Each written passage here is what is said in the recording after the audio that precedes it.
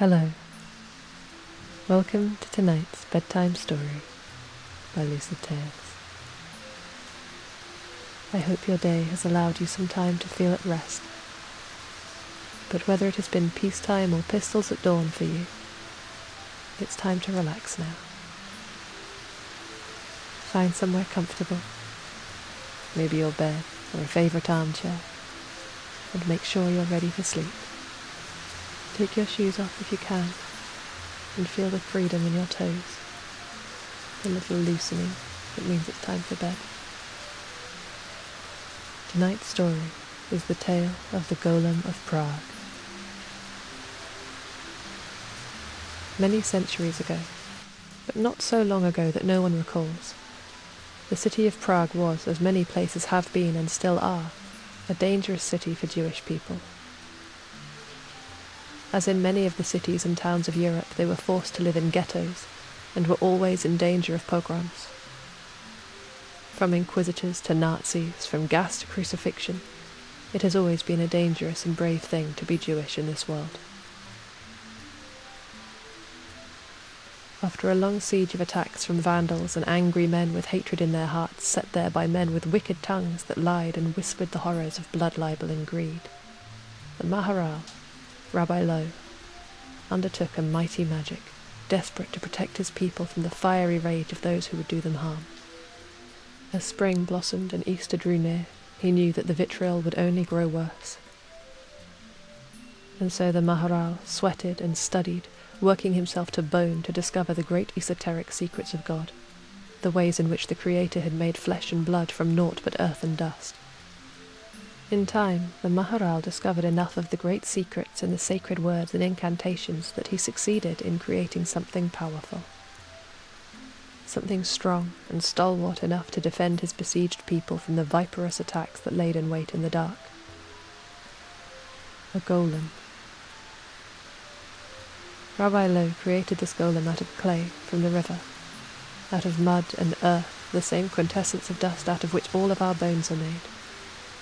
And with great care he inscribed a shem, a clay tablet bearing the secret name of God, and placed it inside the golem's mouth. The golem at once came to life and stood ready and waiting to obey his word. For some time, the golem became the protector of the Jewish people in Prague.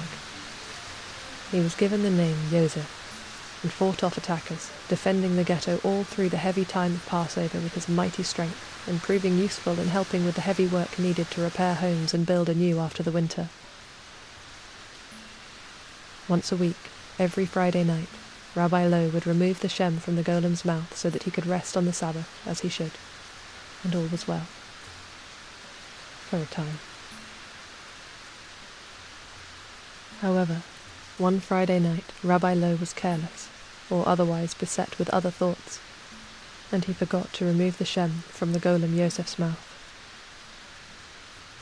The next day, while the Maharal recited Psalm 92 in the old new synagogue, there came a mighty crashing and sound of tumbling. Running outside, Rabbi Lo saw the golem charging through the ghetto in a mad rampage, destroying everything in his path.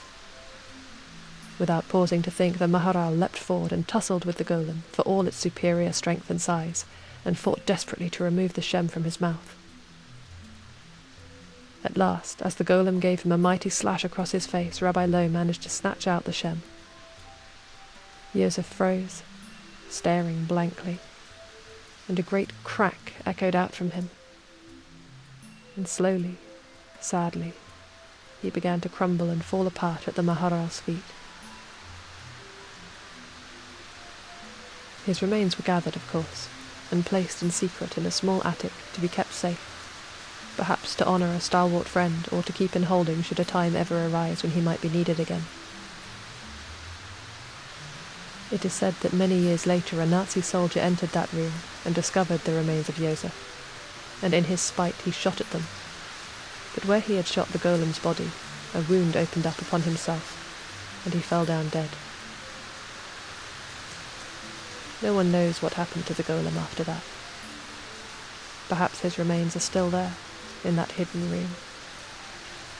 But you can find him in many places in Prague now, little statues with strong shoulders and mournful eyes, staring out at you from windows across the city.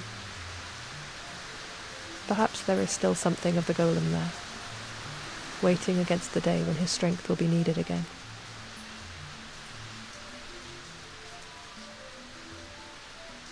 Good night.